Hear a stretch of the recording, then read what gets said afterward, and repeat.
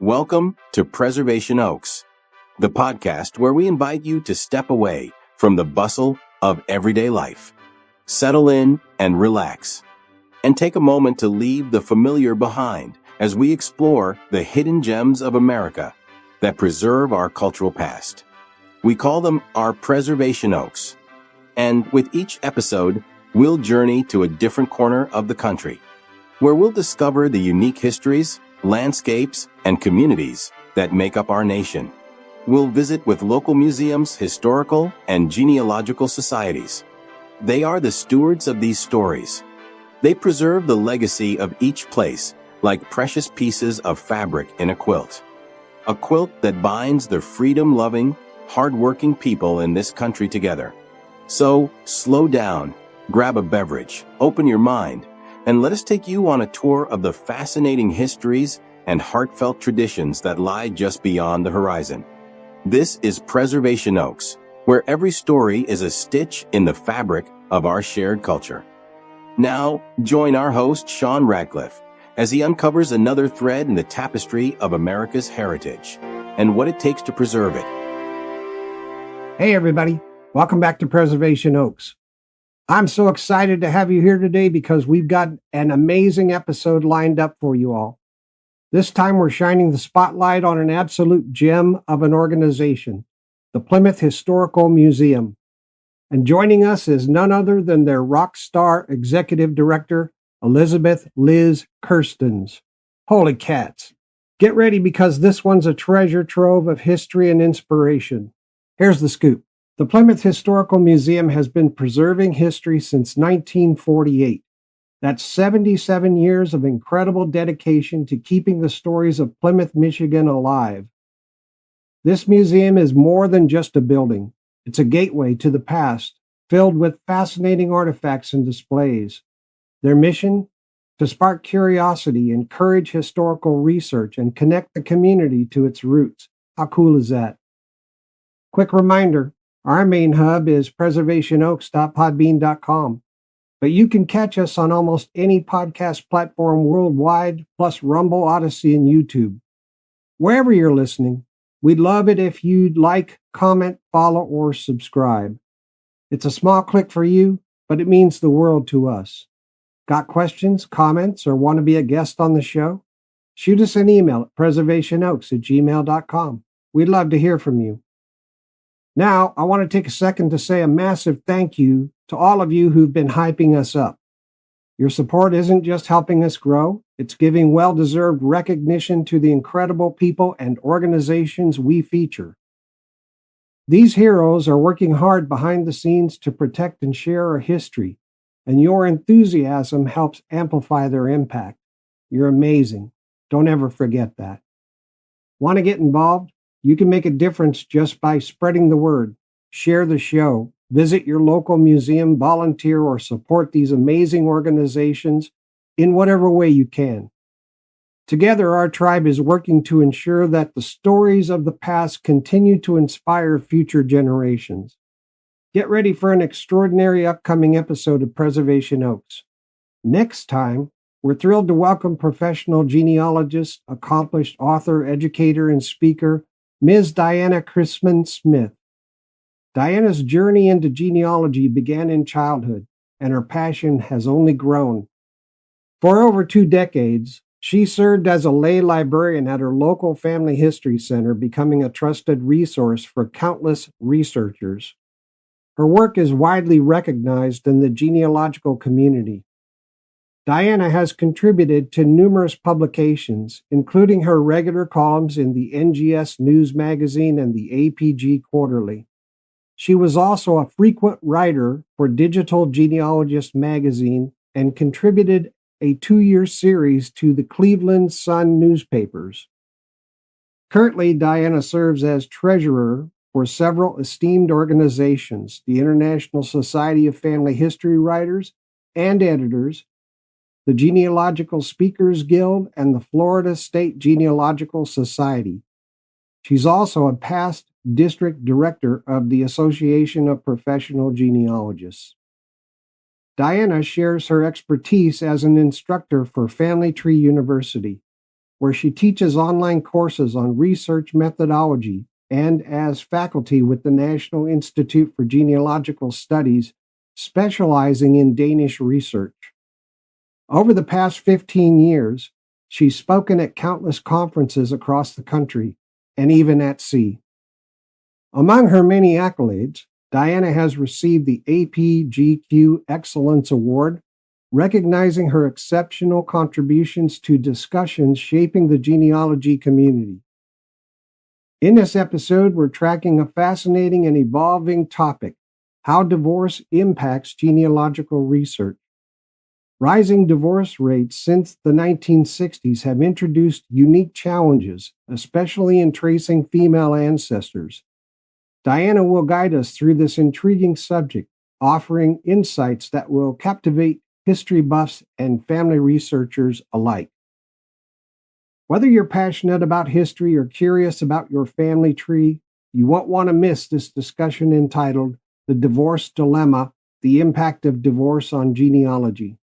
So tune in and join us on this exciting journey into the past with the brilliant Diana Kerstens Smith. So let's keep the good vibes rolling and dive into today's episode. Thanks for being a part of the Preservation Oaks journey. You're helping make history come alive. All right, that being said, let's get this show snapping. Now here's a short biography of today's guest. Elizabeth Kelly Kerstens is the Executive Director of the Plymouth Historical Museum in Plymouth, Michigan, a position she's held for 18 years.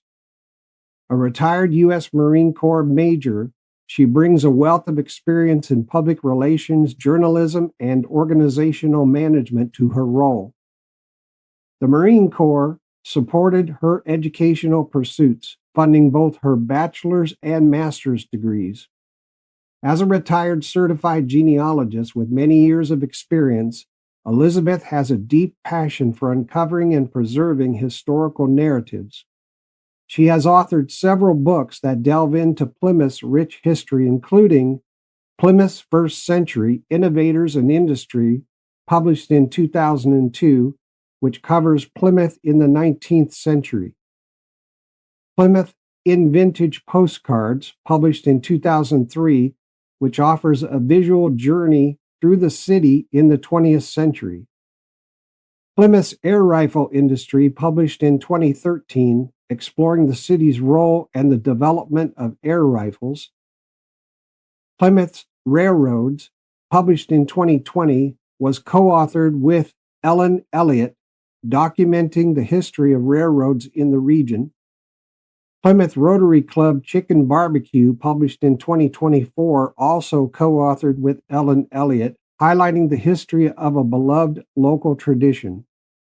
She also channels her creativity into designing vintage reproduction jewelry, which she sells through her Amazon and Etsy shops, Jewels Victoriana.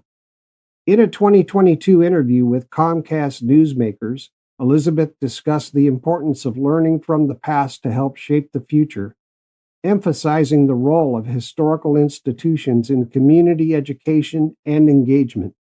Through her diverse endeavors, Elizabeth Kelly Kerstens continues to enrich the cultural fabric of Plymouth, fostering a deeper appreciation for its history and heritage. All right, welcome to the program, Liz. Thank you. Hey, I understand that congratulations are in order because your museum will be awarded the Community Contribution Award from the Plymouth Chamber of Commerce in March. Hey, congratulations. Thank you. We're very excited about that. How important was the railroad to Plymouth's development? So the railroad has a very important part in Plymouth history. Back in 1871, two railroad tracks came together in Plymouth, which is west of Detroit, but these two tracks met. One is north-south and one is east-west, and that made Plymouth a hub in Michigan. And what that allowed to happen is that more industry was able to come into Plymouth, and the industry was able to use the trains to send their shipments to many parts of the country. And so several industries that have been mainstays in Plymouth became popular and contributed heavily to Plymouth past during that time, including the Daisy air rifle made by Daisy Manufacturing. Yeah, you'll shoot your eye out, kid. Oh, I've never heard that before. Never. Do you think Plymouth played a significant role in Michigan's history? I do. The train was a huge factor. It allowed for a lot of commerce to move in and out. But there was some people in Plymouth who were very active in government affairs and trying to further the community. And we contributed almost a company of men to the Civil War. The guys that marched off to Washington when President Lincoln asked for more troops in 1862. And when our guys arrived, he said, "Thank God for Michigan." Yeah, no kidding. Michigan did a great job in the Civil War. It did, yes. Now, given Wayne County's ties to the auto industry, do you think Plymouth reflects this heritage? Yes, we had our own car manufacturer for a brief time in Plymouth. It was called the Alter Car, and it was actually a component car, meaning that, again, the trains played a role in this. They had a factory in Plymouth, and they were able to ship component parts into Plymouth and put together these Alter Cars in the factory in Plymouth. Problem was that they were so successful they couldn't keep up with the success, and they ended up closing in just about 2 years. They were only around from 1914 to 1916. And in fact, we have the only known remaining Alter Car in existence in the museum here. Oh, cool. I bet that's cool. Wow. It is very cool. Wow. Was it like ahead of its time? I don't know about ahead of its time. It was a community-based company, and they used Henry Ford's automation concept with the components, but they just couldn't keep up with the demand. Right. Okay. Yeah, I thought maybe it had a new whiz bang transmission or power steering or some innovation, right? No. Okay. Well, cool. I'm glad you've got it. Yes. People must be pretty proud that was built there in Plymouth. Yes. Can you tell us about memorable events or tales from Plymouth or Wayne County that reflect its distinctive character? Sort of give the listeners a feel for the place. We had a company of Civil War men that was formed in Kellogg Park, which is the green. It was called the Village Green at the time. And they met in Kellogg Park, and a whole bunch of guys signed up to go off to war. That was indicative of the type of people that were in Plymouth at the time. Many of the members of that company were relatives or best friends, and most of them were farmers from Plymouth or surrounding areas. But they all got together and they went off to war. And they kept going to war even after that company was gone. There was others that signed up to go to war. And so we have a history, like many other small towns around the country, we have a history of people stepping up to do the right thing at times when the country needs them. I'm sure you guys played a big role in sending people to World War I and World War II as well.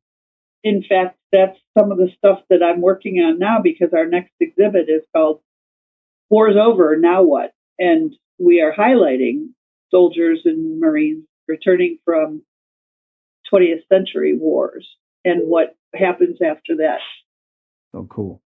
Now, I know everybody's dying to hear about this because Plymouth is, you're in Michigan, you've had an auto industry there. Michigan is famous for the auto industry. And here's a town called Plymouth, as well as there's a town called Cadillac, and there's a town, all those. So people want to know, is this where the Plymouth automobile came from? But I'll ask the question, what's the story behind Plymouth's establishment, and which significant events have played a crucial role in its development? So interesting that you ask about the Plymouth car, which we don't have anything to do with, but some people think we do. Plymouth was formed, the first settlers came here in about 1825, And in 1827, some of the folks in the township area got together and decided to create a local government, and they came up with several names. Podunk was one of them. I don't remember the others, but Plymouth was one, naming it after Plymouth, Massachusetts. And so they sent off their choices to the territorial government. Michigan was still a territory, and the territorial governor selected Plymouth. And so it's been Plymouth Township since 1827. It was, at the time, it was a super township, meaning it was double the size of a normal township. Oh. And the southern half of the township broke off in 1834 and became Canton Township. And then in 1898, the northern half of Plymouth Township broke off and became Northville Township. And so Plymouth is actually a half township now. But we're on the outskirts of Detroit. We're about 15 to 20 miles from Detroit. Yeah. And so that has always played a part in Plymouth's history, of course, but only kind of tangentially, because people, like when the trains came in, people wanted to be able to get to Detroit easier than the could be day or two long ride down the bumpy dirt roads, so they wanted to put in passenger service, which came later. And so getting into Detroit was important because a lot of the politics that was going on at the time, and we had folks participating in the political process, a lot of that happened in Detroit or in Ann Arbor, west of here, or Jackson. That we had some Plymouth folks that were part of the beginning of the Republican Party when they met under the oak tree in Jackson. Oh, cool. Yeah. So I think that those events and having people that were actively involved in politics was important in that time period, I think, because it kept Plymouth in the eye of the government in Lansing. Yeah, it's super important. Yeah. So I think that played a significant role in its development. There was Underground Railroad activity here. Oh, cool. But of course, there's no documentation, so that kind of complicates things. But I mean, it makes sense there's no documentation. Yeah, because people could get severely punished for helping with the cause. But there was Underground Railroad routes from Grand Rapids to Detroit, and you would pass right by Plymouth on that route. So people were headed to Canada, I think, right? Yes. Yeah. Exactly. They went to Detroit so that they could get across the river to Canada. Yeah. So there's a lot of, I believe, misinformation out there about the Underground Railroad activity in this area. People say, oh, that house was one and this was this. But if you think about it, it doesn't make sense that, for instance, people say, oh, they brought the slaves in to downtown Plymouth area. But why would they do that? Because that would be the place that would be somewhat lit up as places were in the 1850s, 1860s. That would be the place where there's activity, and you want to stay away from those areas. So that's one of my challenges when I write, is to try and make sure that we're not carrying on misinformation about those kind of activities. I believe there was Underground Railroad activity here. It's just not where people think it was. Yeah, I know you've written like 5 books. Is this going to be one, or have you featured Underground Railroad in your museum? It's hard to do because, no, the answer is no. It's hard to highlight something that you can't document. Yeah. And I try really hard to just have real history that I know is true and based in fact. And like I said, I believe that there was activity, but I can't prove it. And so that makes me leery. I got to ask about specific characteristics of the area that create challenges and opportunities in the context of preservation. It's an important question, I think, because every community has, good things and bad things that impede your preservation efforts, and some communities really embrace it and others do not. How's yours? Well, our city commission, I would say, is not preservation oriented, which is too bad. Yeah. The museum itself doesn't get involved in a lot of the stuff that they try to do out in town, because we've got enough just keeping our doors open. But we've had some buildings that should have stayed up that have been torn down. And so they don't seem to mind when they let our history get destroyed. And it's too bad. And it's not without trying. That it seems like that they're listening more, because there's been more activity on the part of the local citizens going in and giving their opinions to City Commission when it meets about different things. And so, for instance, our local theater, that actually my co-author, Ellen Elliott, is the executive director of that, there was some problems with that. A City Commission wanted to make them pay property tax, even though they're a 501c3 and they're a historic theater. And the citizens kind of rallied, and it ended up that they won their battle and they're not paying the property tax. Oh, good. But the city wanted to charge them, and it would have put them under eventually. Yeah. Well, yep, you got your challenges there. I hope you can overcome them with the help of volunteers and your citizens. Yes. What led to the establishment of the Plymouth Historical Museum, and what formative experiences were pivotal in its early development? So the Plymouth Historical Society was formed in 1948, and the original folks that got together would meet at people's homes and talk about history. And we've got the papers that they wrote. It was pretty cool. They would research a topic in history and they would present a paper, and we've got their papers. So they met for a number of years, and they were also at the same time collecting historic artifacts from the people that lived in the area. I'm not sure where they were storing them, but that was 1948. And by 1962, they had been in search of a space for a museum. And the city had a blacksmith shop, which was actually right across the street from City Hall.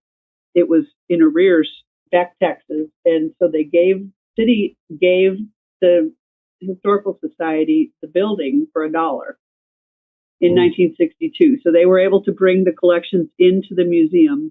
It was, an old house museum at that point.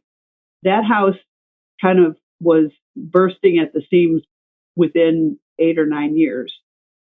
And because the people in this town have been so generous with their stuff. And so they had a fundraising campaign, and Margaret Dunning, who is the museum benefactor, stepped forward, and they built the purpose-built building that is here today. She donated $1 million, and they built the building, and they knocked down a couple of houses in addition to the one that the museum had been in. And so it's here today thanks to Margaret Dunning. Fantastic person. She must have been, because you've got a beautiful museum there, beautiful building. She died 10 years ago now, 1 month shy of her 105th birthday. She was an amazing person. Thank you for that. You're welcome. I'd like to provide listeners with the contact information for the organization. You can visit them at their website at plymouthhistory.org. You can email them at secretary@plymouthhistory.org. You can find them at Facebook at Plymouth History. Their address is 155 South Main Street, Plymouth, Michigan, 48170. Their phone number is 734-455-8940. Liz, how does your organization fulfill its role in the community? The museum is open 4 days a week. Normally, we're not changing exhibits, which we're doing right now. But more than that, our role in the community, I believe, is to teach history as best we can. And so we do that not only through the exhibits in the museum, but we have a number of events throughout the year that are history related in some form or fashion. Not all of them, but most of them. And so we're always trying to teach history. And we have school children that come here for school classes to learn about various activities in Plymouth, depending on the grade level. And most recently, we've added what we call a time escape adventure, which is like an escape room, only kind of the opposite of it, because you're not trying to break out of a room. You're actually in the museum solving puzzles and working as a team towards the goal, and because you're doing some time traveling, and so the goal is to get back to the 21st century. Yeah, it's a very cool thing. It is, and people are loving it. And so, but at the same time, we're teaching them about Plymouth history while they're working on these puzzles. So it all ties together. Fantastic. How did your personal experiences shape your journey to your current role in the organization, and what motivated you along the way? Well, I've had a probably different journey than a lot of people in my type of position. I'm a retired Marine Corps major. I served for 20 years in the Marine Corps and was a public affairs officer, so I talked with the media on a regular basis. Hey, thank you for your service. You're welcome. During that time, I received my bachelor's degree in journalism and my master's degree in public relations, which I believe has helped me tremendously in this particular position. Oh, yeah. Because I'm able to write, and I have no problem writing, and I'm the one that creates all of the signage within the museum with the historical information. But also, after I retired from the Marines, I got another master's degree in state and local history from Wayne State University, and that helped me to further my appreciation of local history. And so I believe all of that stuff is what brought me to be able to do the job I'm doing, besides the basic leadership skills that I learned as a Marine Corps officer, and I have to put into play pretty much every day, but also the history that I have been able to learn through getting that master's degree. So that makes me basically the staff historian, and so I'm able to make sure that we are teaching real history in all of our activities. Yeah, I think there's an old saying in the professional genealogy world: genealogy without evidence is fantasy. And that's the other part that I forgot to mention is I was a professional genealogist. I was a certified genealogist for many years and have just retired from doing that within the last few years. So I know how to put together a family group sheet and all that. Yeah, plus you're used to detailed work, and it shows because you've written 5 historical books. Yes. Well, the 5 historical books are picture books. Yeah. They're by Arcadia, and they're the ones that the Arcadia publishes with the sepia covers. I mean, that doesn't make them any less history books. It's not writing a long narrative. Right. It's finding a whole bunch of pictures to tell a story and then writing effective and accurate captions and introductions to the chapters. Kind of like you do when you design exhibits. Yes, exactly. Yeah, fantastic. Now, just so the audience knows, can you highlight any exciting upcoming activities or exhibitions that you believe will capture the community's interest? Well, right now we've opened our new exhibit called Wars Over, Now What? And it highlights, activities and life that happened after some of the 20th century wars, like how housing was impacted and women having to leave the workforce when the men returned to take their place again. All that will be covered in there. But we actually have a tea this month that's a fashion show, which is already sold out. And then in April, every year, we do what we call the Ghosts of Plymouth Walk, where we have 8 people portray people from Plymouth, and they talk about who they were and what they did during their life. And we have a cemetery walk in October. This one is actually in town, and so it talks about the people maybe near the home that they lived in or the business that they worked at. Now, what are some noteworthy visitor experiences or testimonials that you think highlight the impact of your organization? Well, we just reopened in October after being closed for 3.5 months as we gutted and rebuilt an exhibit area within the museum. They were Victorian rooms. Now it's a Victorian home. We basically built a house inside the museum that is modeled after a home that's still standing in Plymouth. And we had pictures of the interior because the guy that owned it was an amateur photographer. And so we have his collection. So we have gotten just all kinds of wonderful comments about the Victorian home. And most recently, right before we closed, there was some people from one of the local historical societies, they're actually about 40 miles away, that came to see what we had done. And they were overjoyed with the whole experience, because it's not just a recreation of a home that you can walk inside of, but we have TV screens on the walls, and we did some green screen shoots and with people in 1915 clothing. And so one of our contractors made video of it, like you're looking outside the front windows of this house. Yeah. And you can see life going by in the cars or on horseback. And that was time when transportation was changing over. And so the video is really cool. And that was one of the things that they were most impressed with. And so they asked for information on who did our videos. And they were so excited about the whole project that they're going to bring their whole board of people here to see what we have done. Oh, fantastic. So that, I think, is probably one of the best compliments you can get, is when another historical society visits and loves what you're doing. Yeah, I saw, I think it was pictures on your website, or it was on a YouTube or somewhere, where it showed you stripped that thing down to its bare bones and then rebuilt it. And Yep. It's just beautiful. It really Yeah, is. and that we had pictures on Facebook from start to finish of the building. Oh, that's where it was. Yes. Okay. Yeah. Yes, it's incredible. I'm just so over the moon about that whole project. Yeah. And as you were asking me earlier, what excites me, those kind of projects excite me. Yeah, that turned out so well. Really Yes. beautiful. Now, Liz, can you tell us about a time the museum uncovered a story that truly surprised or moved you?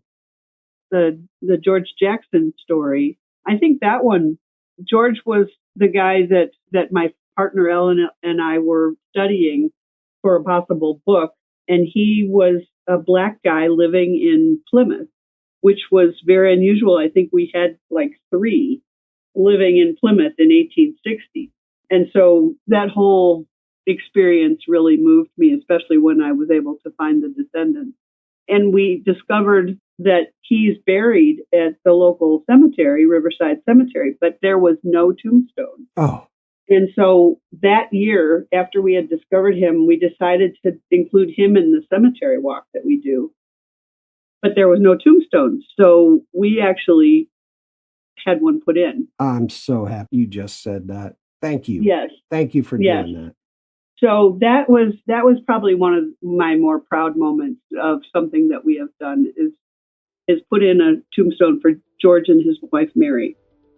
Fantastic work. Thank you. Liz, it's time for a break for a few minutes. Perfect timing. I needed a break. Don't go anywhere. We'll be right back after this quick message about supporting this awesome organization. Every little bit helps keep history alive. So if you can, show them some love. Catch you in a sec.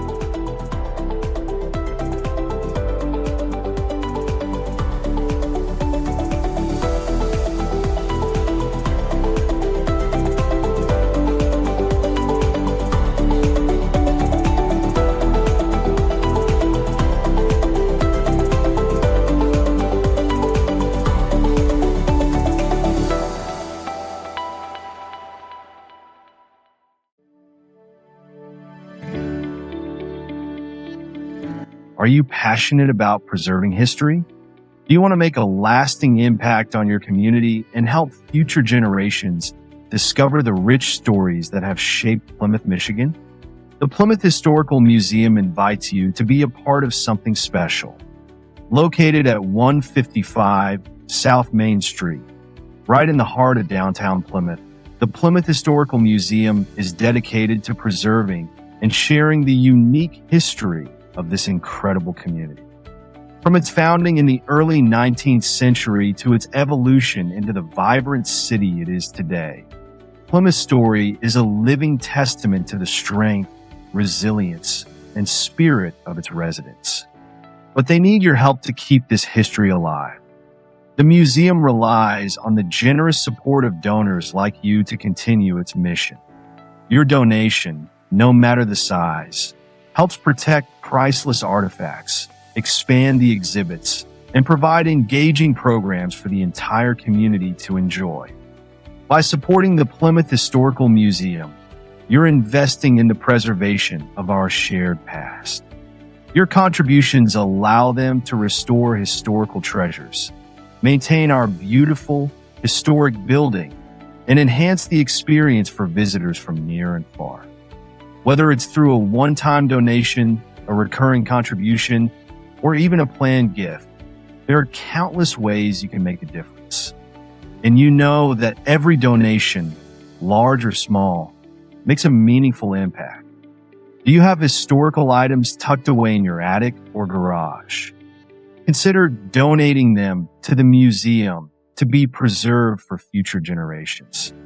The Plymouth Historical Society is always eager to add new pieces to its collection, whether it's photographs, letters, tools, or keepsakes from Plymouth's rich past. When you donate, you're not just giving money, you're giving back to the community you love. You're helping to tell the story of Plymouth and keep it alive for visitors, school children, and families for years to come. Ready to make an impact? It's easy to donate. Simply visit plymouthhistory.org to make a secure online contribution. You can also reach out by email at secretary@plymouthhistory.org for more information or call 734-455-8940. And don't forget to follow us on Facebook at Plymouth History to stay up to date on exciting events, exhibits, and opportunities to get involved. Remember, the history of Plymouth is your history. By donating, you're helping to preserve the past while making a brighter future possible for all who visit. Join the Plymouth Historical Museum today and be a part of preserving the rich legacy of Plymouth, Michigan. Your support truly makes a difference. Visit plymouthhistory.org. Donate today and help preserve the past for tomorrow. Thank you for your support. Is the sweetheart you married the husband you expected him to be? Has the war created new problems for you in your marriage? To answer these and other personal problems brought in by your friends and neighbors, ARID presents John J. Anthony, founder of the famed Marital Relations Institute, in a brand new program of daily sessions of kindly and helpful advice. Just as Mr. Anthony, by examples in this studio, is helping thousands of men and women solve their personal problems, ARID, too, is helping thousands to solve the important personal problem of underarm perspiration. ARID helps you avoid perspiration damage to clothes and safeguards friendship. Use ARID every day. It helps stop perspiration safely, and at the same time, ARID is a most effective deodorant.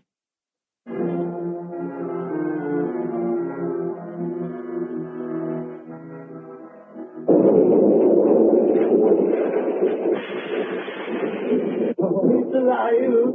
It's alive! It's alive! It's alive!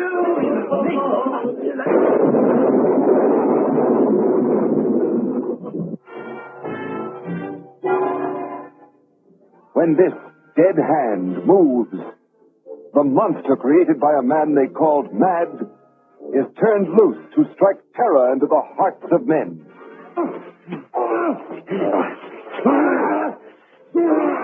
To shock women into uncontrolled hysteria.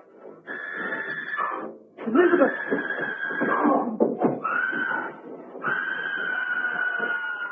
To prey upon the innocence of children.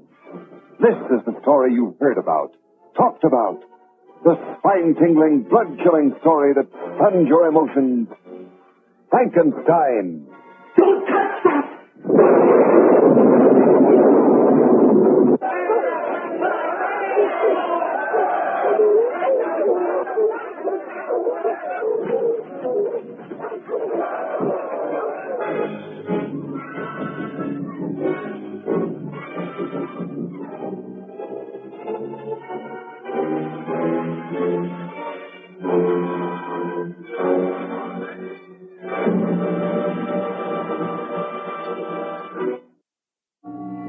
There is nothing wrong with your television set.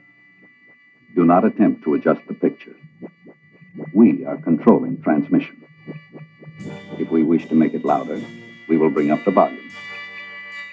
If we wish to make it softer, we will tune it to a whisper. We will control the horizontal. We will control the vertical. We can roll the image, make it flutter. We can change the focus to a soft blur, or sharpen it to crystal clarity. For the next hour, sit quietly and we will control all that you see and hear.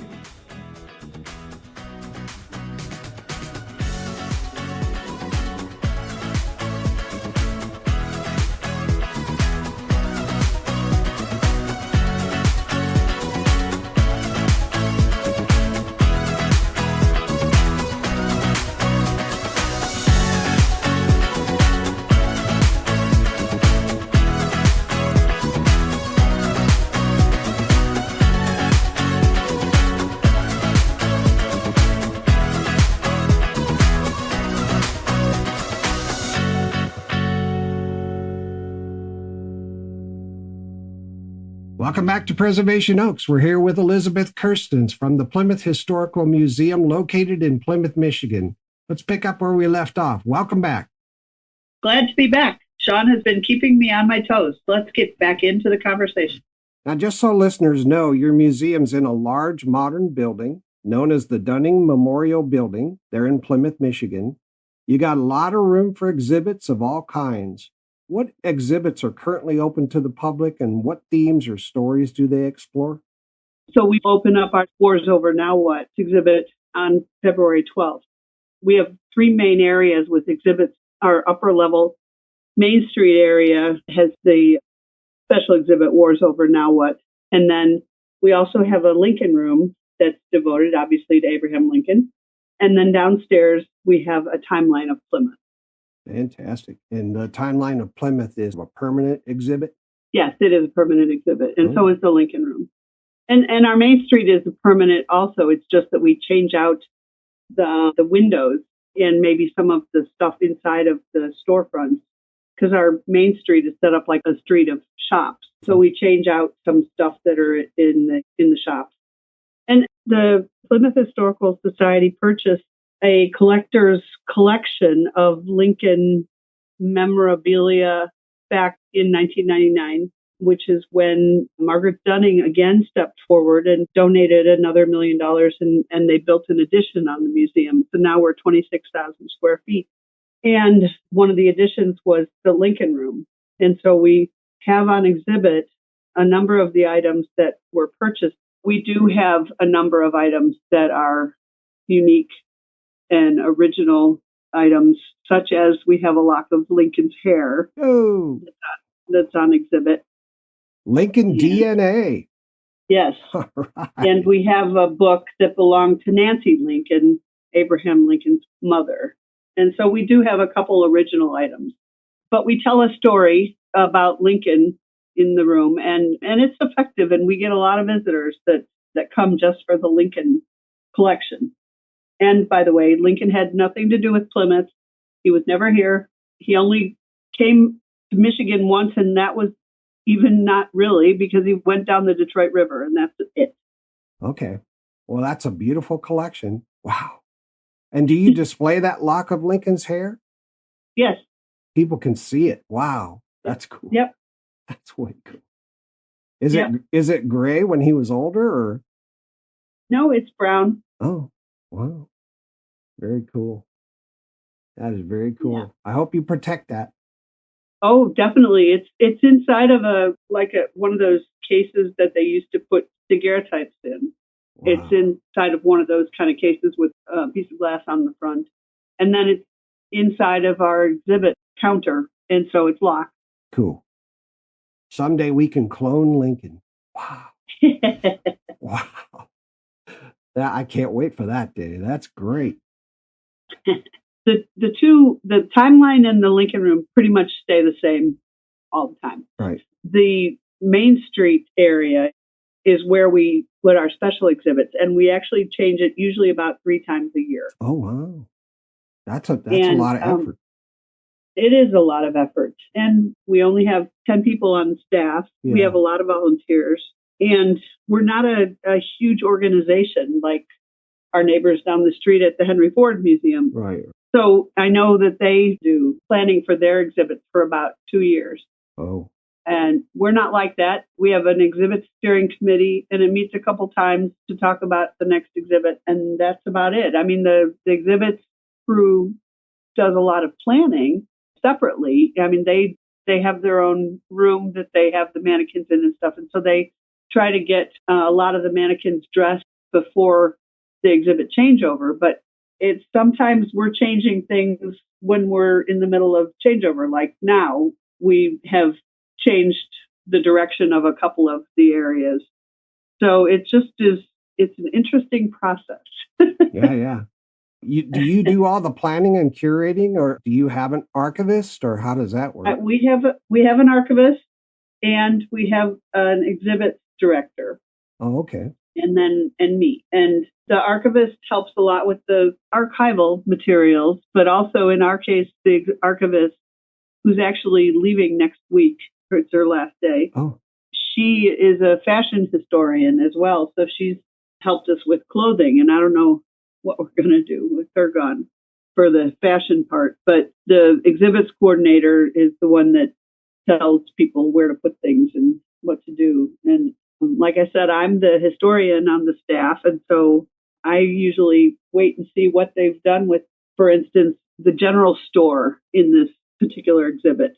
On one side, they have military surplus items on display in the window.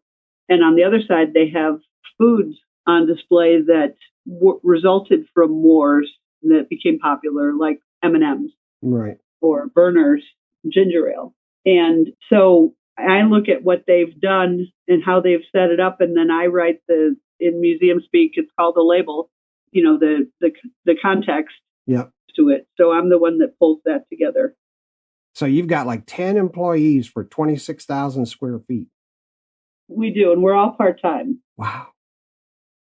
That's quite an effort. That's a good job. Have there been any recent efforts to restore or conserve items in your collection, and what were their impacts? So when we took the Victorian rooms apart, we discovered some things that were in there that hadn't seen the light of day in many years. Stuff I didn't know, like, for instance, the sink that had been in the kitchen area of the old Victorian room was actually made of wood. And I didn't even realize it. Just the other day, I turned 18 years as the executive director here, and I didn't even know that the sink was wooden, which was kind of surprising. So we got rid of that, and were able to get a real period correct sink to put in the new kitchen in the Victorian home. So sometimes we are able to salvage some of our stuff that we have, and sometimes we have to find new stuff. One of the guys that is a volunteer here is a great salvage person. And so he was able to find us some things, like in the Victorian home, there is a carriage house. And so the walls and the ceiling are repurposed barnwood. Oh, cool. So, so we were able to put that in. But then in our stuff, we have an off-site storage area, and we found some stair rails and the pieces that go with the stair rails. And we were able to use those and give them a little facelift in the stairway going up to the new second story in that Victorian home. So that's what we do. Cool. We try and salvage our stuff. Yeah, it's a lot of work. Now, how is your organization handling the digitization of records and photographs to ensure they remain accessible for the future? Well, one of the ways is with all these books that I've done. As I told you, they're photo books primarily. And so when you work with Arcadia, you have to guarantee that you're going to be able to come up with between 180 and 240 pictures for the book. Ooh. And so I have, like the first couple books I did one was on Plymouth's first century. And so that was a little tricky, trying to find that many images for the 19th century. Yeah. but I was able to do it. It actually went up to 1920, so there was a lot more pictures later on. But luckily, we have a great collection. So my point is that when I started working on these books, which the first book I did came out in 2002, I was scanning all these photos. And so many of our photos have been scanned because of working on these books and other projects that I've been working on and others have been working on. But then a few years ago, we had an organization called the Plymouth Historical Society, who we have an agreement with, and they have their archives housed within our archive now. And so we've been working on preserving their stuff. And so before we received their stuff, we did a kind of an overhaul on our archive and got some new movable storage in there and got new desks and computers and other computer equipment, including a book scanner. And so we've been able to use that book scanner to scan a lot of stuff in our collection. It's not been an effort that has been done methodically, unfortunately. It's been like when Ellen and I are working on a book and we find a journal that we want to digitize, we digitize it. And so now we have that digital.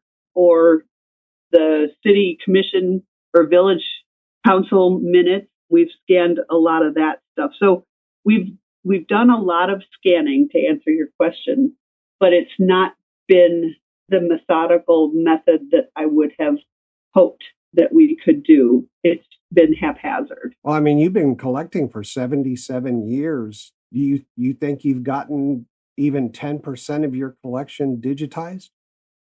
No. Yeah, what I was thinking. No. But we do have a good portion of things digitized. And on the computer, we keep our collections in the archives in what we call record groups, similar to the way that the National Archives is set up. And so at least the stuff that is digitized is on the computer by record group. So you can find it. If you know that you've got something digitized, you can find it easily. Oh, cool. With so many artifacts, what tools or programs do you use to oversee and catalog your collection? We use Past Perfect, which is the museum software that most museum professionals use because it's very well done and not that hard to figure out. And we use it for multiple things. You can keep track of your members in Past Perfect. You can keep track of all of your collections in Past Perfect. So it's very versatile. It sounds really good. It is. It's great. Now, can you describe your organization's funding and share any financial targets you hope to reach by the end of 2025? So we are a private organization owned by the Plymouth Historical Society. And so that has unique challenges as opposed to museums that are part of a municipality. So that just means that most of my efforts when I'm not running the museum are spent fundraising and trying to grow our membership base because we are a membership organization. Because one of the rules of membership organization is that you get most of your donations from your members. Right. So therefore, if you have more members, you get more donations. So I work actively on trying to encourage people to join. So we get a number of donations from the public. We have an endowment that has been in place for many years. And so that helps a lot. That helps us pay our operating expenses because 26,000 square foot building takes a lot of energy. Oh, yeah. We are listed on Benevity, and basically we get no money from the city, county, state, or federal governments. I just last week submitted a grant request to the state of Michigan. I have gotten a grant from the state one other time. I'm hoping that this one is approved because it's going to be groundbreaking for the future of the museum because we're going to, hopefully, if we get it, going to be incorporating artificial intelligence and augmented reality into our exhibit spaces. Whoa, that's cool. Yeah, it is mind-boggling. and I don't understand all of it because I'm not really a computer geek. Fantastic. Wow, that'll be great. When do you expect to hear about that? Beginning of March. Okay, cool. Yeah. So keep your fingers crossed, please. Yeah, I will. What are some of the ways people can contribute through fundraising activities to help support your organization's goals? We do have a couple programs on our website, which is plymouthhistory.org. We do have people can join from the website. They can make donations for the website for a couple different things. We always have an annual appeal going, but also we have a brick paver program that we have bricks in the front of the museum on the walk that leads up to the front door. But we also have a separate brick paver walkway in the back of the museum by our caboose that we had put in 2019. So there's two separate brick paver programs that you can donate money for and get a name put on the brick. Oh, that's way cool. Yes. And we have sponsorships. We get organizations for people to sponsor events. We do have room rentals. And like I said, our membership is important too. How can people rent a room? What's that like? So we have the Sanford Burr meeting room down in the lower level. That's a good sized room. We can seat comfortably about 100 people. And so you can rent it to have a bridal shower or a birthday party or do a meeting. And the prices are very reasonable, including using, if you need to use we have a computer in there with an internet capability and screen. So if you needed to use it for a Zoom meeting or something. So that's very popular that we rent the room out. Very cool. 100 people. Wow, that's a nice room. Yes, it's a good sized room. Wow. All right. And so if people want to rent that, they just go to your website? Yes. There's a rental form on the website you can download. What role does membership play in your organization's work, and what types of membership options are offered? One of the member benefits that we offer to everybody that's a member, regardless of the level of membership, is that we have, before this exhibit that we're working on right now opens, the night before it opens, we have a members only preview. And so we can take up to about 120 people, and they get to walk through the exhibit before anybody else. And when they're done with that, then they go downstairs into the meeting room and enjoy some of our refreshments that we have. It's beer and wine and hors d'oeuvres. And so that's a member benefit. They don't pay for that. They can bring a guest. But another member benefit that a lot of people like is that we do have several events that are very popular, like our cemetery walk. And so that sometimes they sell out. And so members get the opportunity to purchase tickets 2 weeks before they go on sale to the public. Oh, very cool. So we try to have some member benefits that you wouldn't get otherwise. But we have different levels. Our basic membership is our Main Street, which is $30. And then they go up from there. Daisy is $50, Altar Car is $100. And each one of them, as you go up, you get to bring more guests with you into the museum when you visit. Is there an entrance fee to the museum? There is, if you're not a member. The admission is $7, which is also pretty cheap, I think. But if you're a member, you get in free. And you can use the archives for free. And you also get a 10% discount in the museum store. Wow, a lot of great benefits. How does your organization reach out to the community and engage people in learning about history? By doing events, by offering events like I've told you about with the Ghost Walk and the Cemetery Walk. Those are two very popular events that people can learn history and learn about what the museum does. We also offer free admission a number of times, like in the summer, in June, June and August this year, we'll have free summer Saturdays. And those are usually sponsored by a local business. And also at Christmas time, we have Santa in the caboose. And so there's free admission on those days, too, to the museum and the caboose and to see Santa.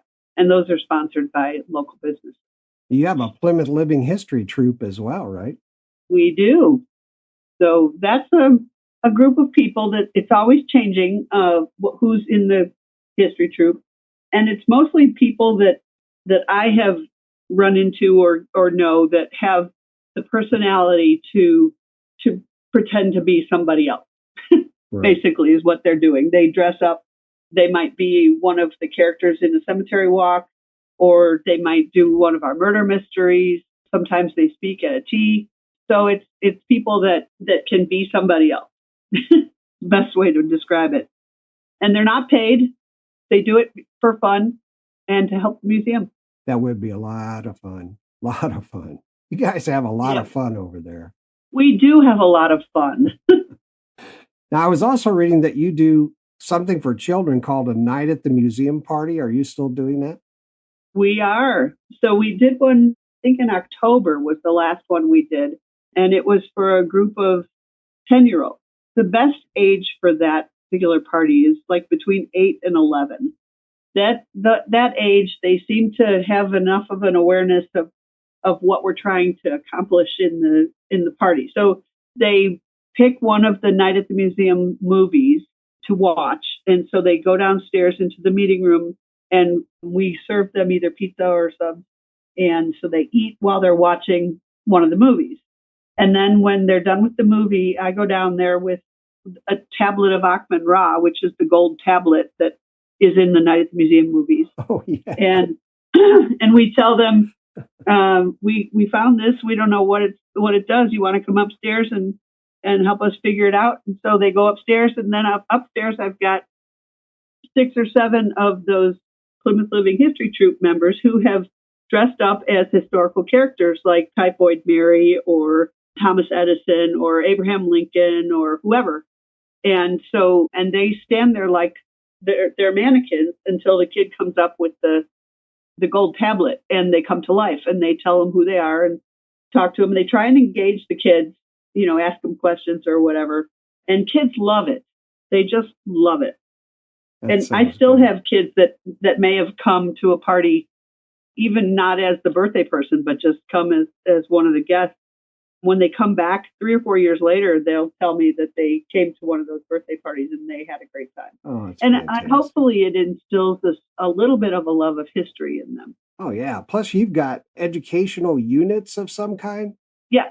So those are the class choices we have a lot of retired teachers that we can call on to come give classes to the students that come visit from local school districts. And the school districts have these things called GLICs. I can't remember what it stands for, but there's standards that have to be met according to the school district or the state of Michigan on what needs to be taught in certain classes. And so we have these offerings like Victorian living or Native American. And so the teachers get to pick which ones they want their classes to experience while they're here. Yeah, cool. I know I was reading early American toys and Victorian living and the Erie Canal and all kinds of stuff. So, and the Victorian living one, that was most of our classes are second graders because they concentrate on home and community. Okay. And we're perfect for that. And so when we redid the Victorian rooms to the Victorian home, we moved the location of the kitchen. It had been in the back corner and you could barely see it. We moved it to where the kids can see inside the kitchen and whoever's doing the class can go inside the kitchen and teach from there. The Victorian home you can walk inside of. And so the kids can walk up to the counter in the Victorian kitchen and get a lesson on what happened in Victorian kitchens close up. And so that was one of our motivations when we redid that Victorian area, was to make it more accessible for students. Yeah, it's very cool. It's very cool. You're doing so much to help the children assimilate to history. That's wonderful. Yeah. Sorry to interrupt, Liz, but it's time for us to take a break for a few minutes. Don't worry about interrupting. Now I can take a deep breath and relax for a few minutes. Hang tight. We'll be right back after this quick message about volunteering at the Plymouth Historical Museum. Hey, if I live nearby, you definitely find me helping out at the Dunning Memorial Building. It's an incredible space for preserving history. So many historical societies dream of having a place this modern and amazing. Want to be part of something special? Stay tuned.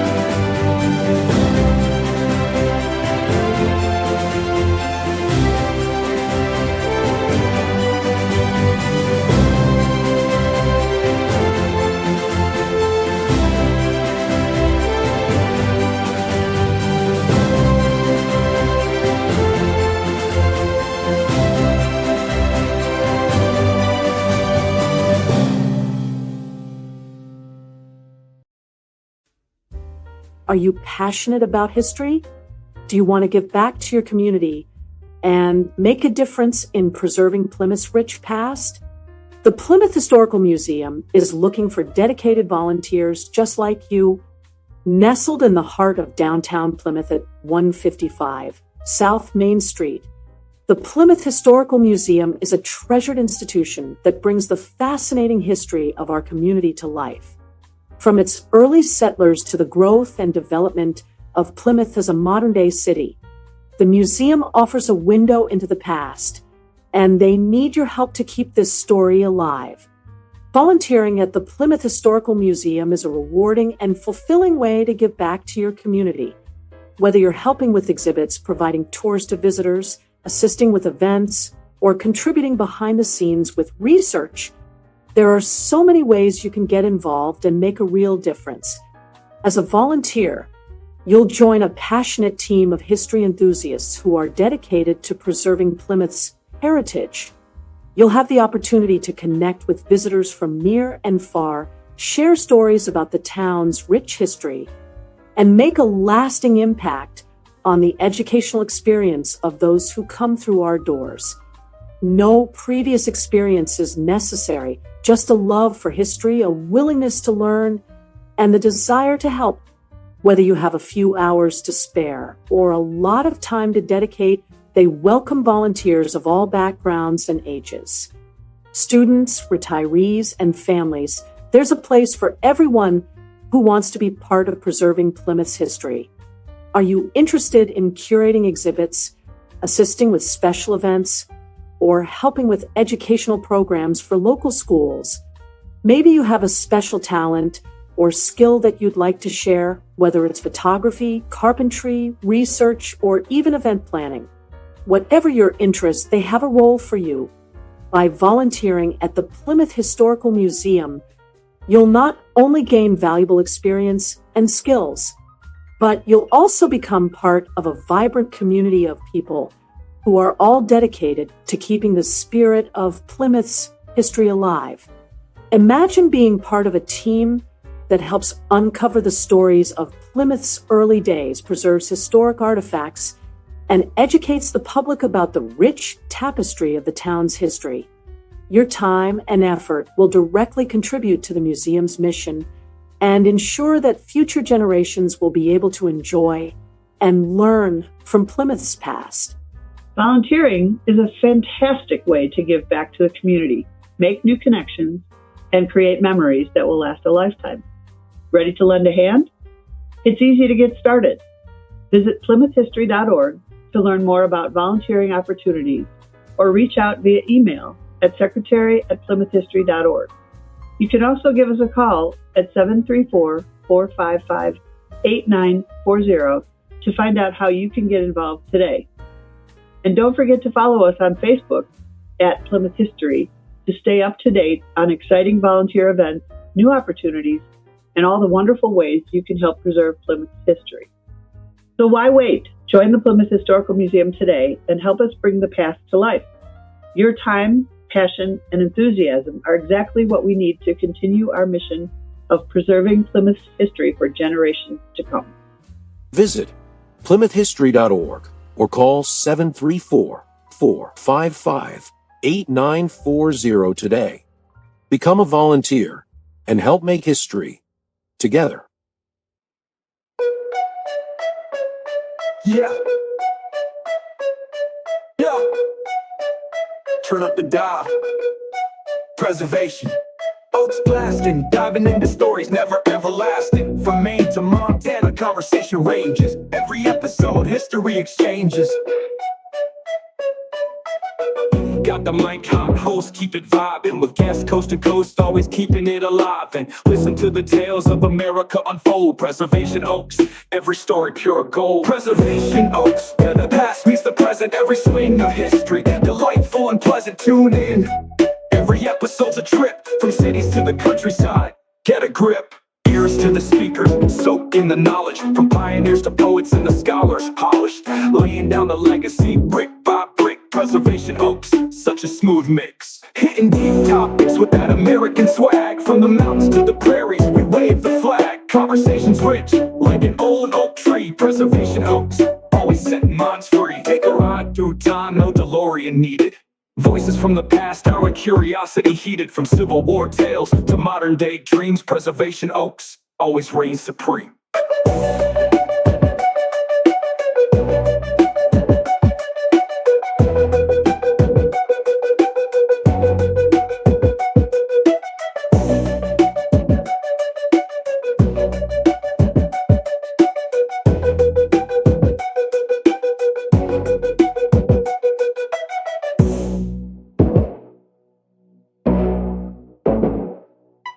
Got the mic hot, host keep it vibing. With guests coast to coast, always keeping it alive. And listen to the tales of America unfold. Preservation Oaks, every story pure gold. Preservation Oaks, where the past meets the present. Every swing of history, delightful and pleasant. Tune in. Every episode's a trip, from cities to the countryside. Get a grip. Ears to the speakers, soak in the knowledge. From pioneers to poets and the scholars, polished, laying down the legacy brick by brick. Preservation Oaks, such a smooth mix. Hitting deep topics with that American swag. From the mountains to the prairies, we wave the flag. Conversations rich, like an old oak tree. Preservation Oaks, always setting minds free. Hitting deep topics with that American swag. From the mountains to the prairies, we wave the flag. Conversations rich, like an old oak tree. Preservation Oaks, always setting minds free. Take a ride through time, no DeLorean needed. Voices from the past, our curiosity heated. From Civil War tales to modern day dreams. Preservation Oaks always reigns supreme.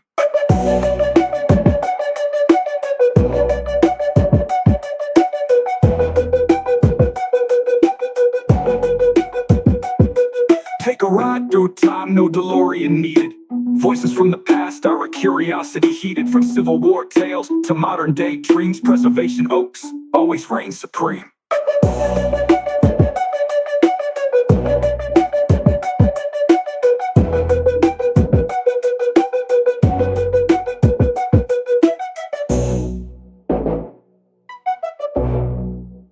Preservation.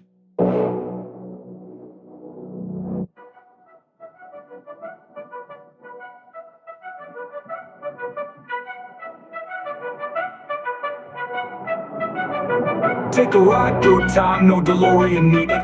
Voices from the past, our curiosity heated. From Civil War tales to modern day dreams. Preservation Oaks always reigns supreme.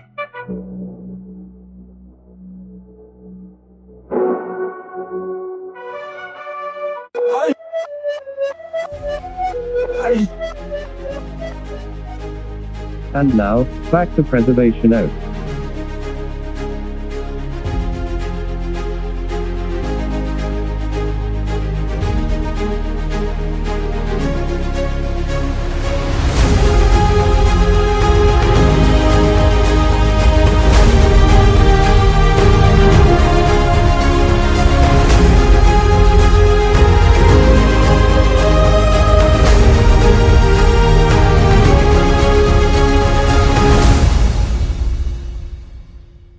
Welcome back to Preservation Oaks. We're here with Elizabeth Kerstens from the Plymouth Historical Museum, located in Plymouth, Michigan. Let's pick up where we left off. I'm learning a lot, Liz. Thank you, and welcome back.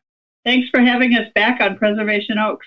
I'm excited to keep exploring the Plymouth Historical Museum with you and your listeners. All right. So, Liz, can you describe your collaboration with schools to help introduce students to your region's historical roots? Sure.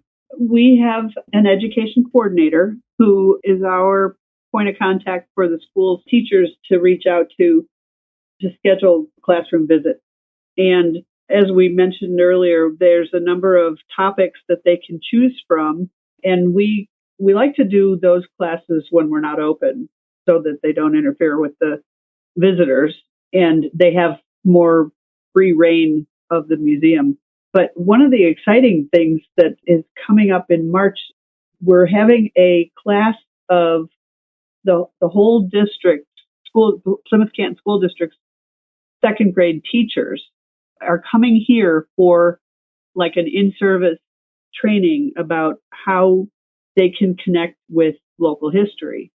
And they're going to see the museum. Some of them have probably never been in our museum. And it's a grant that the school district got from the state. And hopefully it's going to mean that it's going to become an official part of the curriculum that cool. These second grade teachers bring their students to the museum. When are they coming? That class is March 5th or March 7th.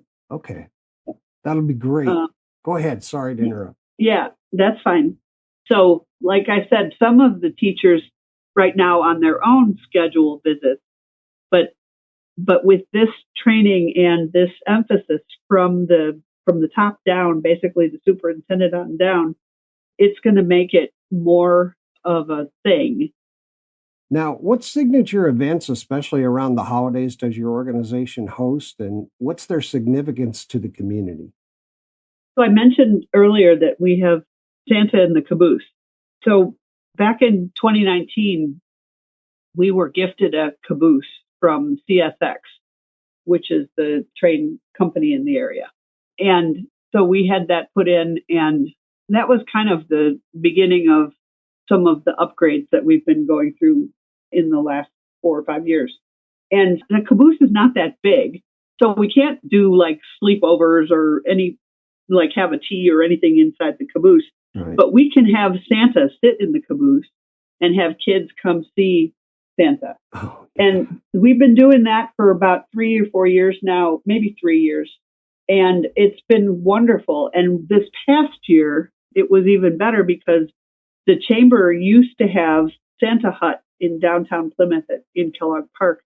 And they've, for whatever reason, have lost their Santa, and they didn't even put up the hut this year. And so they were directing people to come to us for our Santa. And it's on Saturdays and Sundays, and we get sponsors for the day. So businesses give us money so we can be open for free. And nobody has to pay anything to take their own pictures of their kids with Santa.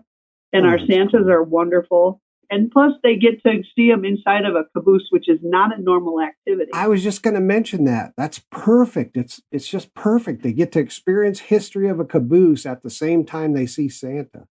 Yeah, and we don't see cabooses around here anymore. No. This caboose was made in 1980. So it's not a wooden caboose. It's metal, but still, it's an old caboose. Yeah, and they don't use them anymore, right? They don't. No. So we also have been doing lately Christmas murder mysteries. Oh, yeah. And so this past year, we had one called The Santa Strangling, and that was a lot of fun. Yes, Santa got strangled, unfortunately, but it wasn't the real Santa, just so that you know. And we have a following for our murder mysteries. People love them. We do them down in the meeting room, which, as I said, can seat 100, but we do it in the round, like a theater in the round. And so we limit it to about 80 people. And the activity, we have actors, again, our Plymouth Living History Troupe, that are in the middle of that. It's not round, it's rectangular. And they are the suspects. And so they question each other, and then the audience can question them, and then they get the answer. So it's a lot of fun. You got some very creative people. Do you have a newsletter? We do. What kinds of topics or achievements do you typically share with the community? So it's a member newsletter that comes out quarterly, but anybody can read it because I post it on our website. And so our newsletter editor likes to pull historic articles from the Plymouth Mail, which was the newspaper in Plymouth from 1887 until they changed ownership a couple times, and now they don't really exist anymore. But he pulls articles of interest, and that takes up some of the space. And then we advertise our upcoming events and talk about things that are going on in the museum and tell the members when they can buy their tickets to events 2 weeks ahead of everybody else. All right. What's the newsletter called? It's called the Museum Memo. Oh, that's cool. Something very creative. Yeah. Now, many hands make light work. How can community members participate as volunteers, and what types of roles or projects are open to them? We have a lot of volunteers here, and the volunteer population changes. We live in Michigan, and so it gets cold here in the winter, so a number of our volunteers go south for the winter. So we don't always have them available to us, but that's okay. We have a number of opportunities for volunteers, from being a docent, or we call them guides, that help people when they're looking around the museum. We have events that people can volunteer in. We're always looking for more personalities to be in the Plymouth Living History Troupe. And we have room in the archives for volunteers. The exhibits team would love to have people that are a little creative to join the exhibits team. So there's lots of things that people can do.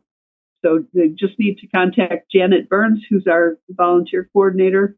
And her email is bookkeeper@plymouthhistory.org. Okay. I was reading they can also call 734-455-8940 extension 6. Yes.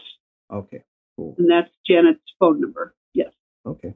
Fantastic. Yeah, you've got a lot of volunteer opportunities, and I'm looking here at your website, and they're listed on your website. And yep. And I forgot to mention maintenance. We have guys that get together on Monday and Wednesday morning for a few hours, and they keep this place running. Whenever I find something wrong, I go and tell them, and they fix it or tell me how I need to get it fixed. Oh, that's great. But they have coffee and donuts, and they're like a men's club. So they enjoy each other's company. That is very cool. Very cool.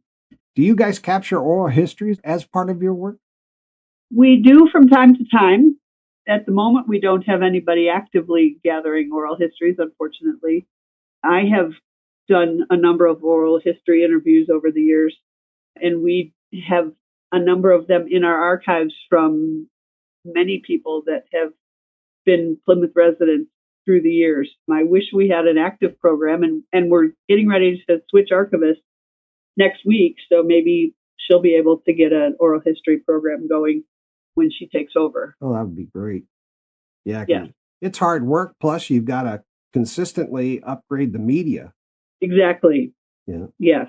And just capturing the interview is one thing, but actually making it accessible is another thing. Yeah. So, good point. Well, I hope that works out for you.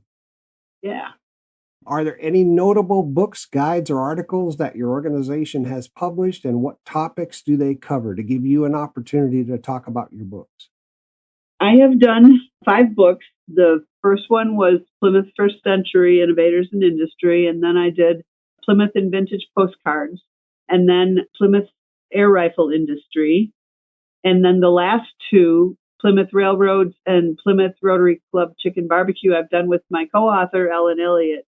We work together so well as a team. That has been just a joy establishing that relationship. And Ellen and I also write a quarterly article for a local magazine called Plymouth Today. And cool. We always try to write something about the next exhibit, so that when it comes out, it's quarterly, when it comes out, it'll be out either right before or during the next museum exhibit. And so we try to pick a topic that relates to that exhibit. Like the one that came out in January was about the housing issues that Plymouth faced after World War I and World War II. Oh. And that ties right into this exhibit that we're working on right now. Yeah, that's very cool. Are there any essential readings or resources you'd recommend for community members interested in exploring your local heritage? So I think everybody ought to read all my books. I'm glad you said that, because they should. They're available for sale in the museum, but also at CVS and other local places around town. Thank you for that. I'd like to give the contact information for the organization again. Their website is plymouthhistory.org. You can email them at secretary@plymouthhistory.org. Their Facebook is @Plymouth History. Their address is 155 South Main Street, Plymouth, Michigan, 48170. And you can phone them at 734-455-8940. That all sound right? Yeah. Now, what kinds of information and resources can visitors find on your organization's website that enhance their experience? We list our upcoming events. We have membership. If you would like to join, you can join from the website. There's links to pay. And if you want to do a room rental, you can get the contract and download it from there. We also have an archives page that tells you about some of our collections and some of our finding aids, which we have. Some of them are updated. We are slow in getting the finding aids updated, but some of them have been updated recently. The finding aids tell you what we have available in the archives in various categories. And so if you're looking for something specific mostly about Plymouth, you could look at some of the finding aids to find out if we have it or not. Oh, cool. Yeah, you said you modeled it after the National Archives. Yes.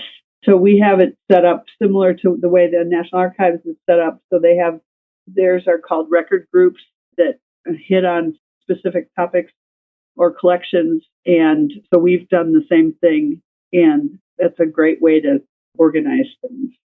Fantastic. Now, you mentioned financially, you have an endowment, you do room rentals, you've got a grant that hopefully will come through, thankfully, in March, and you've got public donations. What avenues exist for people who want to financially support your organization, and how can they donate? So we have an annual appeal link on our website, and they can buy bricks if they'd like to.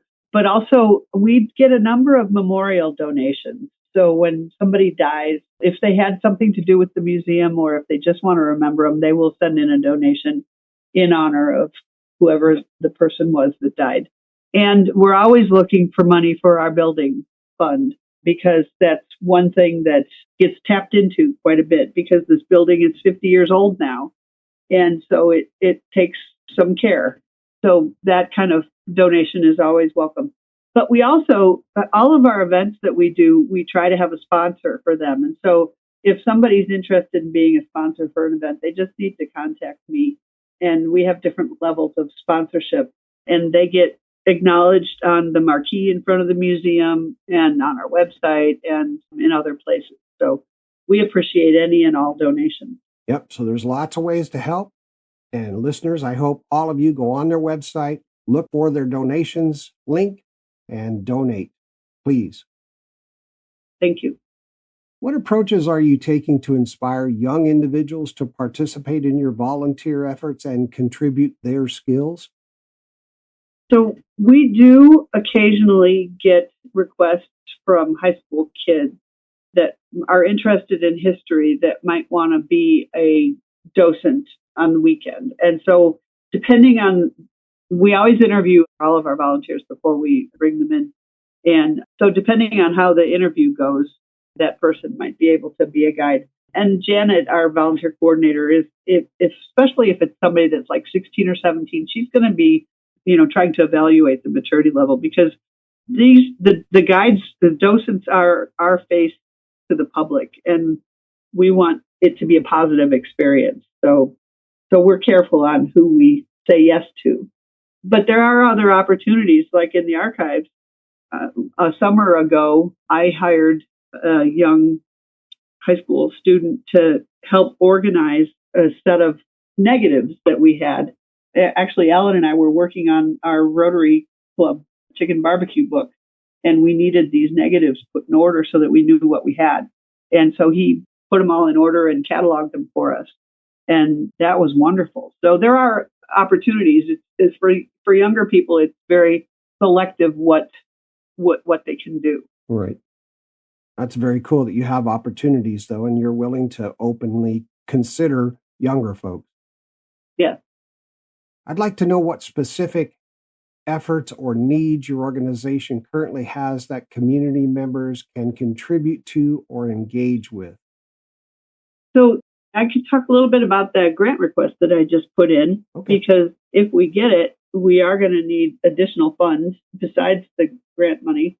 So I'm working with one of our volunteers. His name is Doug, and he is an IT guy, and he helped me put together this grant where we are going to hopefully be able to incorporate augmented reality and artificial intelligence into some of our exhibit spaces. And so what that's going to mean is, for instance, if you go up to the general store, you may see a QR code on the general store. And if you point your camera at it, it could pop up an augmented reality interaction with the shopkeeper that was in there. And he could tell you about the store that he was running and when he was alive and what was going on in downtown Plymouth at the time or whatever. That's neat. Or other artificial intelligence type of interaction. So what Doug brought to this is that he has a massive database that he has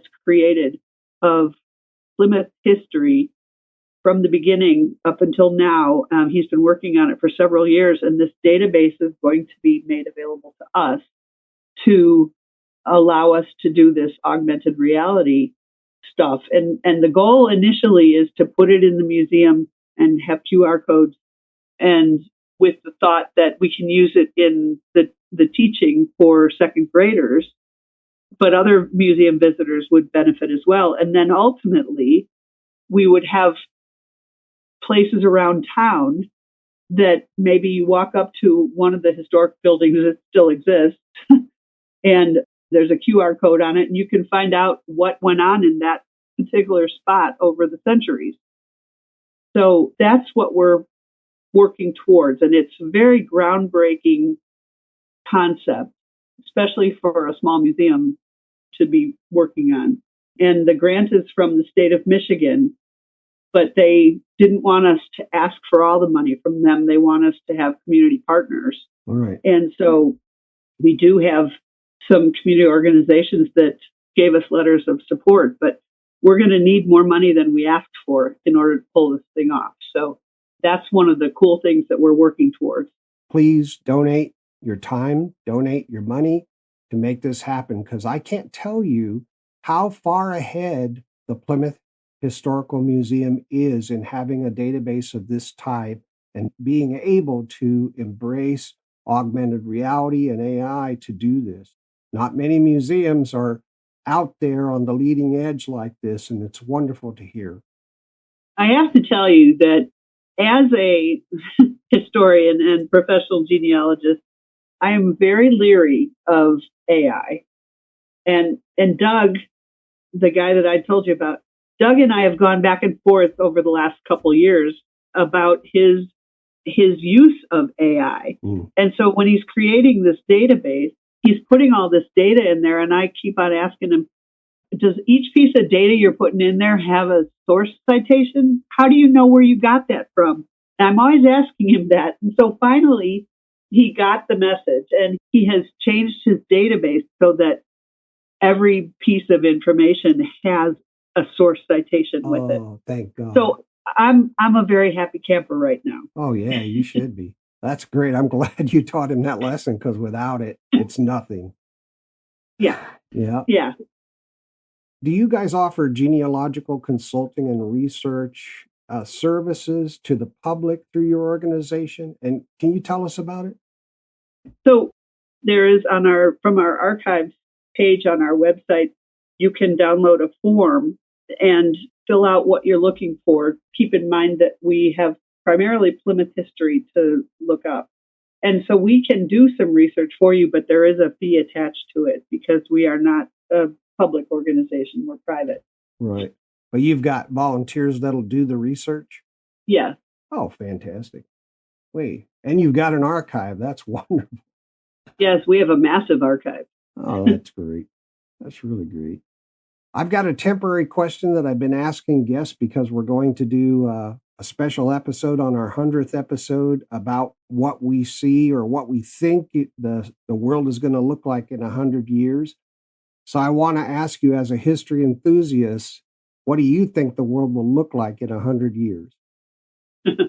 Well, as a history enthusiast, I'm not used to looking forward. I'm used to looking backward. I think it's going to look completely different.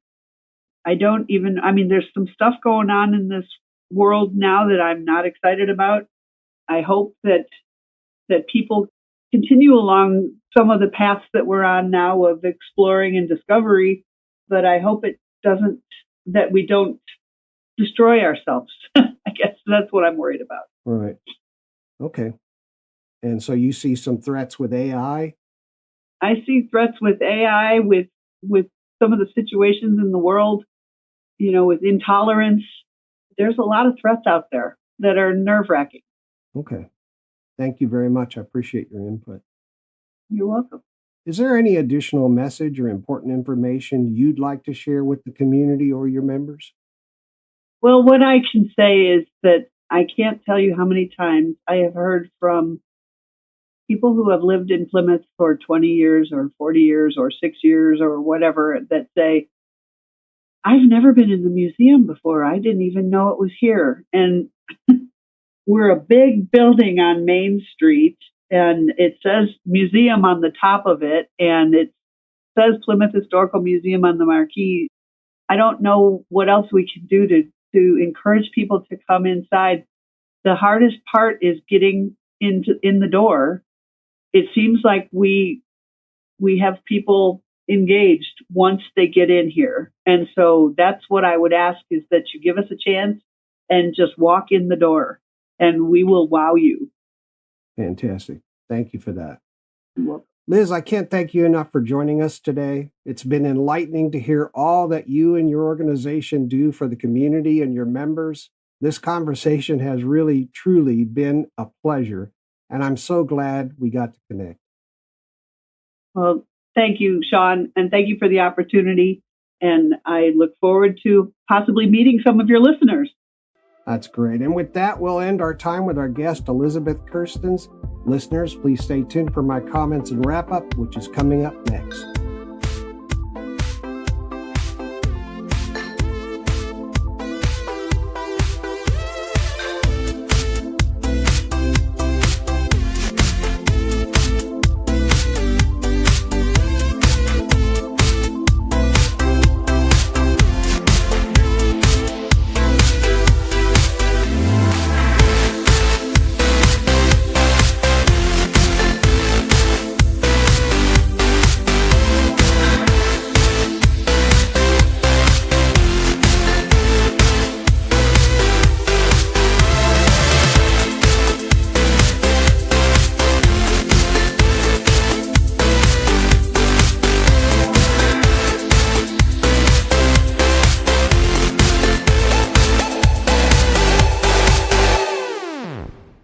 Wow, what an incredible episode.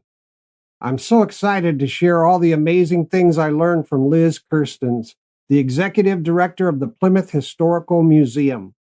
I hope you're all as inspired as I am by the incredible work they do in Plymouth, Michigan. Let's dive into some of the highlights that really resonated with me.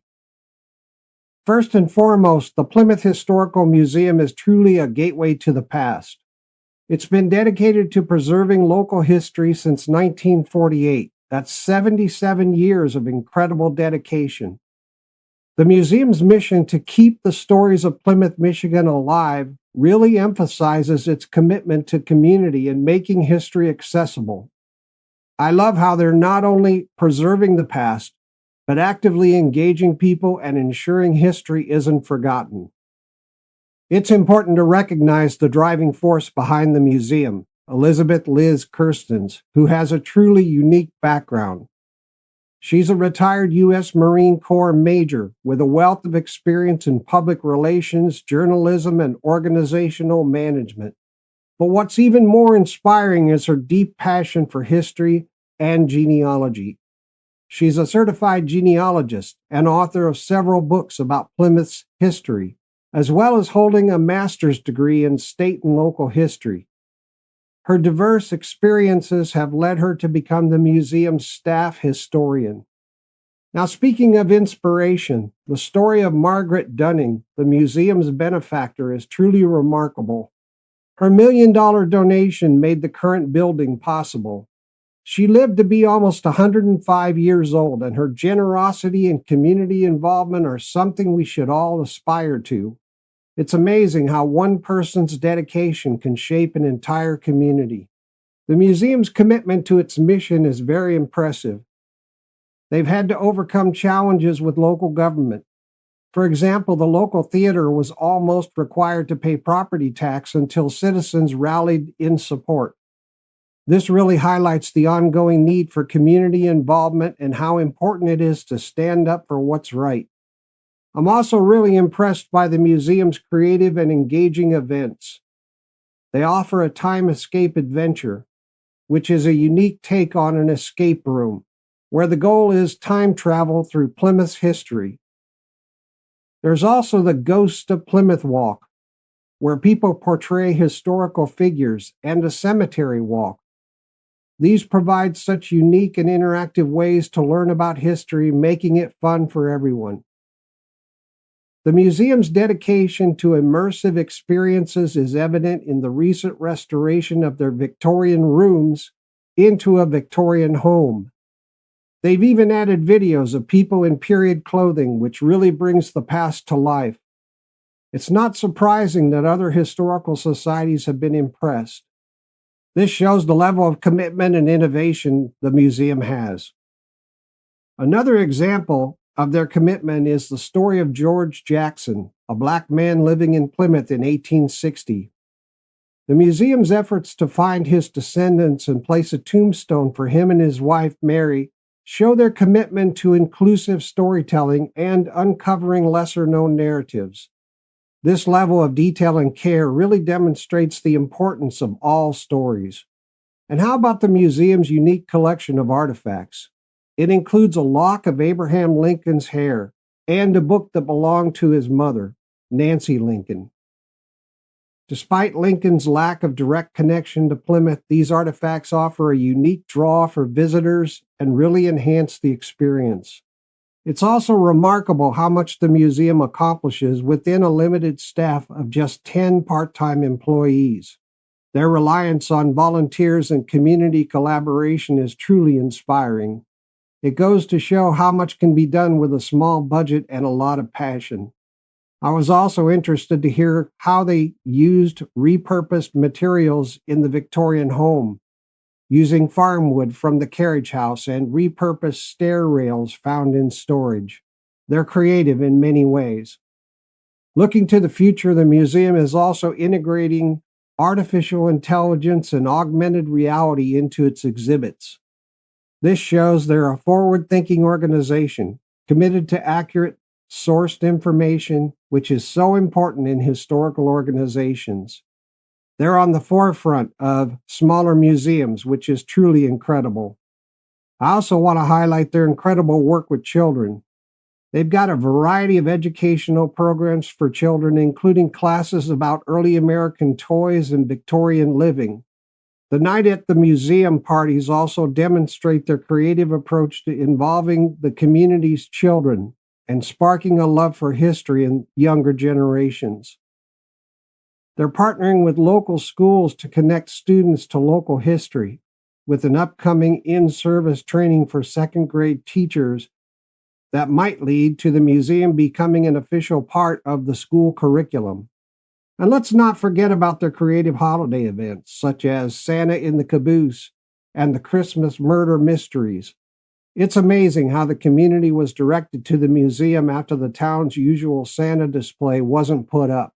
It really speaks to the museum's central role in the community. Throughout the episode, the importance of community involvement was emphasized. We really encourage listeners to donate to and support the museum's initiatives. Community donations and participation are crucial to the organization's success. It was surprising to hear Liz's candid admission that many people who live in Plymouth don't even know the museum exists, even though it's a large building on Main Street. Her simple call to action is so important. Just walk in the door, and they will wow you. I hope this episode has inspired you all to visit your local historical museums, volunteer, or support these amazing organizations in any way you can. Together, we can ensure that the stories of the past continue to inspire future generations. Be sure to check out the Plymouth Historical Museum's website at plymouthhistory.org or visit them at 155 South Main Street in Plymouth, Michigan. You can email them at secretary@plymouthhistory.org or call them at 734-455-8940. And don't forget to follow them on Facebook at Plymouth History. Thanks everybody for joining me on this journey through history. If questions occur to you and you'd like more information, please connect with the organization via the contact information provided. If you're a listener in the area the organization serves, or if you're a listener researching ancestors in the community the organization serves and you're not already a member, please consider joining and supporting them. I hope this information helps the audience understand how valuable the organization is to the community and what kinds of excellent services they have to offer to their members and the public. I think you'd agree with me that the Plymouth Historical Museum is truly one of our nation's preservation oaks. All right, that's a wrap for this episode. Music used today is from Cymbalbird, Stereo Color, Elevate Audio, Elions Productions, Track Tribe, Audio Copper, and Scott Holmes. Microstream Radio is a registered trademark. You can visit at www.microstreamradio.com. This broadcast is owned and copyrighted by Microstream Radio. It cannot be rebroadcast, downloaded, reproduced, copied, or used anywhere without the written permission of Microstream Radio. Hopefully you found today's episode useful, informative, and thought-provoking. If so, please like, comment, and subscribe. Remember that being free means being free to be curious, and that historical and genealogical societies and museums allow us to discover the past, be free to explore, where curiosity opens every door. Stay cozy, curious, and keep exploring the incredible stories that shape our world. Remember to cherish and support the preservation of history in your own communities. This is Sean Radcliff. I'll see you all next time on Preservation Oaks, and until then, keep on giving and keep on living the good life.